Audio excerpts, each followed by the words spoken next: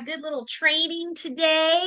So let's go ahead and get started. That's okay. Let's go ahead and get started. So tonight's training is about content planning.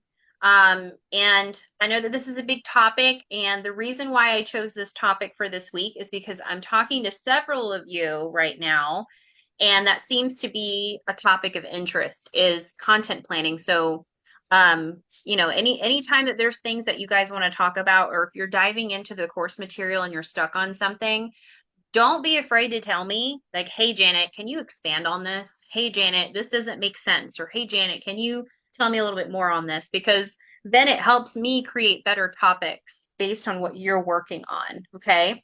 And by the way, wanted to throw this out here too. I do have a person who is, if you're in my Simply Sustainable Academy, you've probably seen her training, or you probably saw her training last night, but she is a branding expert and she's incredible as far as like coming up with visuals and showing you how to develop your brand in your visuals on social media. And she's got amazing ideas. So I'm working on talking to her and coming up with a time to maybe do a Thursday coaching call, maybe with her and me, and she can kind of go through some ideas to help you with some of your visual branding. Because I know some of you guys had questions on that. So I just wanted to toss that out there. If that's a topic of interest, maybe I'll add it to the poll and then I'll just put it in the chat and you guys can kind of vote if that's a training that you guys are interested in. But for tonight, let's talk about the content planning. How many of you really quickly, and I know we've kind of dived into this in the past, but I also know we have new students here. So some of this might be maybe a little repetitive, but I want to kind of see what your knowledge is right now. But how many of you have used AI for content planning?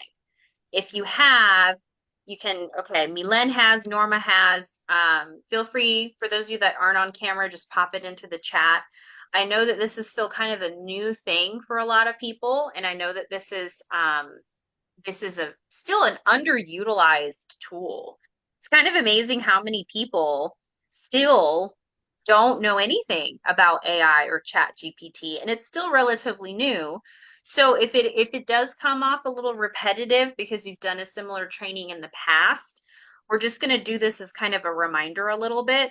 But also, I wanted to add that in Module 5, which is your marketing and lead generation module, the content pillars training that's in there, we're going to rework that a little bit, and we're going to rework it and try to simplify it down. As of right now, it's a good training. I know some of you guys have told me it's a good training, it's helpful, but I think there are ways that we can kind of simplify that. And it's going to correlate with this training. So just tossing that out there as well. Let's go ahead and dive in. So as far as AI, okay, Milen says sometimes I just forget about it. Yeah, I mean it's really something that you have to kind of be intentional about using. But once you find your rhythm and once you really start to learn it and it learns you properly, there are so many ways that you can get this thing to save so much time and effort when it comes to content planning, right? Who here gets overwhelmed with content sometimes? Right? Hey, I don't know about you guys, but I didn't sign up for this business to be a full-time content creator. That was kind of a new revelation for me. And I learned that very quickly with my first business. I'm like, holy crap, I need content. So when AI came about, oh my goodness, it just simplified things, right? Lynn says, yeah, she didn't expect it either. Lynn says, I used to help with creating my story. That's good. That's great. So what we're going to really be doing is, and this is based again on some conversations I've had with you guys on Voxer. We're going to be learning how to use AI properly. And there's a right way, and then there's a way that I think a lot of you guys might still be doing where it's not really giving you the best results that it could.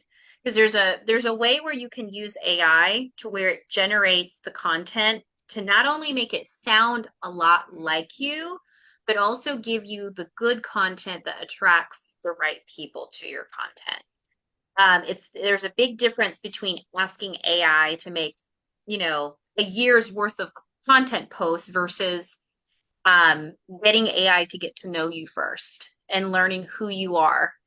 And then when it does, when you get AI to do that, you can have it create content that's curated to you and your branding. So I gave some of you guys, and I know some of you guys are not going to understand what I'm going to say here, but some of y'all did some of the homework for Module 2 in your accountability board. And today I went through and I checked, I think it was 3 of you guys that did your branded story. The reason why I want you guys to do that, which by the way, if you've gone through that and some of you guys are like kind of sitting back like that's overwhelming a little bit because it's very in depth, right? I want you to understand that it's such an important step though. So I want to challenge you guys to really do that exercise in module 2 because you're going to learn so much about yourself in doing it. And that is great content to use for AI. If you have your branded story written out, even if it's a little messy and it's not perfect, because nobody's here is asking for perfection, just write something out and you can utilize it in AI as well. It can create even more refined content. I mean, the content that it sounds like you wrote it. It's really incredible. But I'm going to back up. Let's go ahead and share the screen here, and we're going to get AI up and running. Yeah, it was a deep dive for sure. And most people struggle with module 2. So if you're in your head like thinking, man, that's intense, Janet. Like, do I need to give you my life story? No, not your life story, but something that and of course you've seen it in the course material if you've already gone through it, but something that's really just going to allow you to connect with people. One of the things that I mention a lot is that the one thing that cannot be copy pasted and the one thing that makes you stand out from everybody else that sells the same thing as you or maybe is in the same industry as you is your story. And so if you can find a way to make it profound and make it more to you, right? Relatable to you to where other people can say, man, like I totally get her, right? That's what people remember. And that's how you build a brand is through storytelling. Okay, so let me share my screen here and don't judge me for how many things are on my screen. There's so many. Okay. So I want to, my chat GPT is going to look a little different from yours. Okay. But here's how you get started with this. If you want to simplify your content strategy, okay? Once again, module 5, we're simplifying that one video when it comes to content pillars. So in the content pillars, when it comes to module 5, we talk about the 6 different content pillars to have. I'm going to be simplifying that down for you into 4 content pillars, okay? And those content pillars are educational, inspirational, entertaining, and promotional / converting content. Okay, those are going to be the 4 that we're going to be creating a brand new training on. And what's really great is once you get AI to get to know you, AI can really take over on creating those content tools. I think I worked with Jasmine not too long ago, and she had like an aha moment with that. And it was awesome. So which was great. So Jasmine, you're gonna have to share at some point like what you were able to get AI to do for you.